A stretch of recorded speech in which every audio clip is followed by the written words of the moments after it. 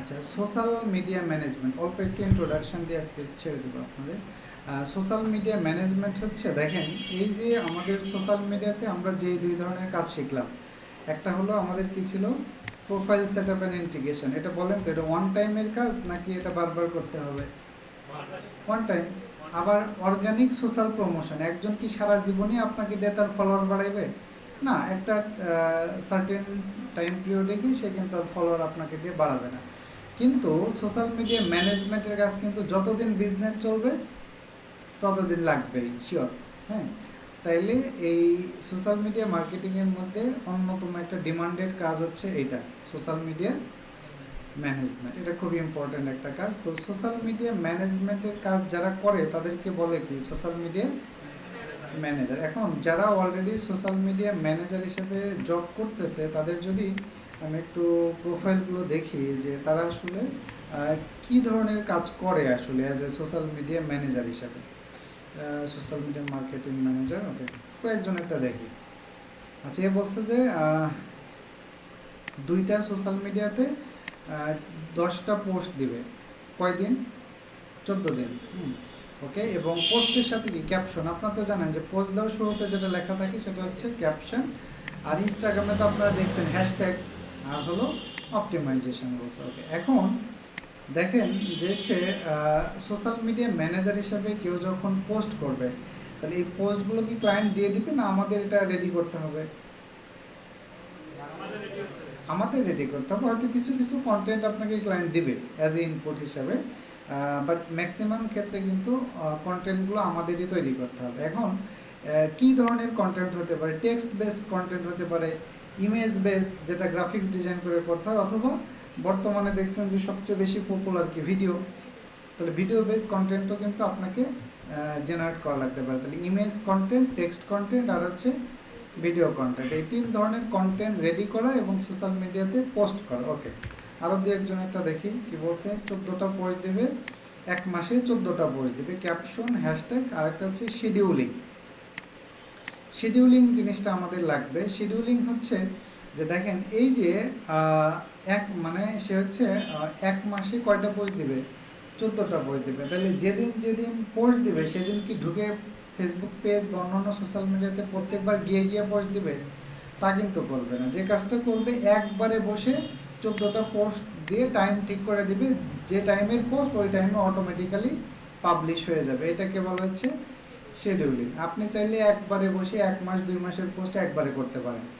আমাদের এটাই করতে হবে। যেমন ইনার অ্যাকাউন্টে যেমন 6টা পোস্ট আছে, মানে 6টা অর্ডার আছে, কারো অ্যাকাউন্টে 50টা অর্ডার। তাহলে প্রত্যেক দিন তো কোন সোশ্যাল মিডিয়াতে ঢুকে কখন পোস্ট দেবো, ভেজাল না? তার চেয়ে একবারে ঢুকে পোস্ট দিয়ে দেবেন, 1 মাস যখন যে টাইমটা সেট করা থাকবে সেই টাইমে পোস্ট হয়ে যাবে। আর এটাকে বলা হচ্ছে আমাদের শিডিউলিং।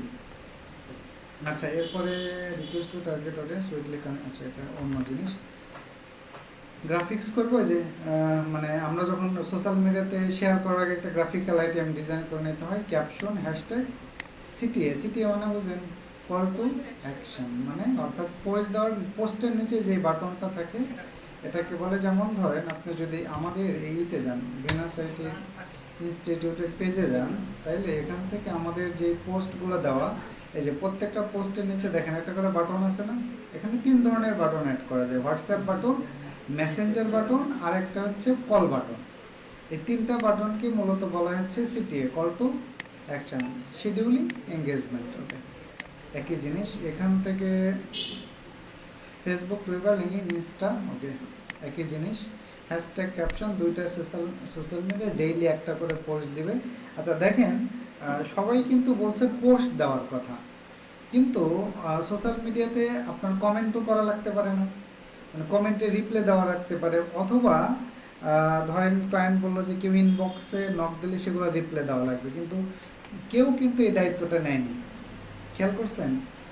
কেউ কিন্তু, বা আপনারা আদার্সগুলোও দেখবেন যে কেউ কমেন্টে রিপ্লাই করা বা ইনবক্সে রিপ্লাই করা, এইগুলো হচ্ছে কেউ দায়িত্ব নেয়নি। এর কারণটা কি? কারণটা হচ্ছে যে তাহলে তো আপনাকে সবসময় এঙ্গেজ থাকা লাগবে, একটা ফ্যাক্ট। আরেকটা হচ্ছে যে ধরেন কোনো একজন বিজনেস পেজে একটা কাস্টমার এসে বিভিন্ন কিছু জানতে চাইলো, তা আপনি তো সবসময় আপনার বিজনেসের সব কিছু জানেন না, মানে ক্লায়েন্টের বিজনেসে সব তথ্য তো আপনি জানেন না, তাহলে সেক্ষেত্রে আবার বারবার ক্লায়েন্টকে কোয়েরি করতে হবে যে একজন তো এটা জানতে চাইছে, এটা হবে কিনা।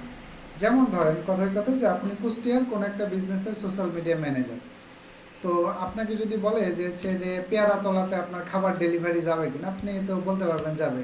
কিন্তু আমেরিকার একটা বিজনেসের ধরেন এরকম একটা কোনো লোকেশনের নাম বলো যে অমুক জায়গায় কি ভাই আপনাদের ডেলিভারি আছে, তা আপনি তো এটা জানেন না, তাহলে আপনাকে আবার ক্লায়েন্টকে রিচ করা লাগবে। তাহলে ক্লায়েন্ট তো তার টাইম বাঁচানোর জন্য, হ্যাসেল ফ্রি থাকার জন্য তো আপনাকে হায়ার করছে।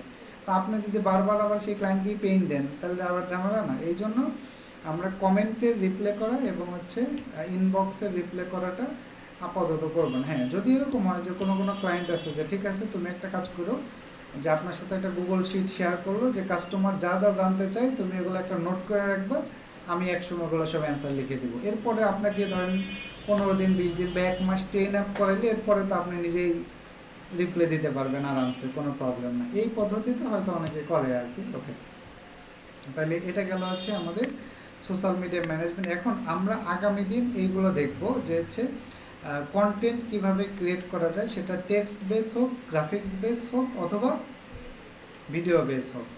আরেকটা জিনিস, এই যে কন্টেন্ট ক্রিয়েশন কিন্তু not only for social media management. আপনি যেই কাজই করতে চান বর্তমানে, ধরেন আপনি যদি ফ্রিল্যান্সিংও করতে চান, কোথাও জবও করতে চান, সেখানেও তো আপনার স্কিল বা কাজটাকে প্রেজেন্ট করা লাগবে। প্রেজেন্ট করলে হয় টেক্সট হিসেবে প্রেজেন্ট করবেন, নাইলে ইমেজ, নাইলে ভিডিও, এই তো। তাইলে আপনি যেই প্রফেশনেই যান, এই প্রেজেন্টেশন স্কিলটার জন্য কিন্তু এই 3টা স্কিল এখন মাস্ট লাগবেই লাগবেই লাগবে। যেই লাইনে যান, ফ্রিল্যান্সিং করেন, জব করেন, ব্যবসা করেন, যাই করেন, এই প্রেজেন্টেশনের জন্য এই 3টা স্কিল কিন্তু মাস্ট আমাদের লাগবেই। ওকে, তো আমরা হচ্ছে নেক্সট দিন আসলে এটা করবো। আর যেহেতু আমাদের 6টা পর্যন্ত করার কথা, বাট এখন তো আজান হয়ে যাচ্ছে, তাইলে আমরা যেন 4টায় শুরু করতে পারি। আপনারা একটু মনে হয় সবাই একটু আগে আগে আসলে যে এক্স্যাক্টলি 4টা থেকে যেন শুরু করা যায়। এরপরের দিন কি? ও শুক্রবার। শুক্রবার কয়টায়? 4টায় না?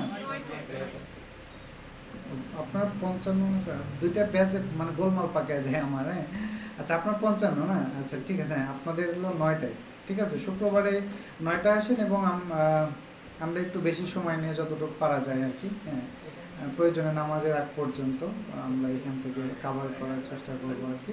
ওকে, আর লিঙ্কডইন প্রোফাইলটা অবশ্যই খুলবেন। হ্যাঁ, আচ্ছা, আমাদের মনে হয় এই যে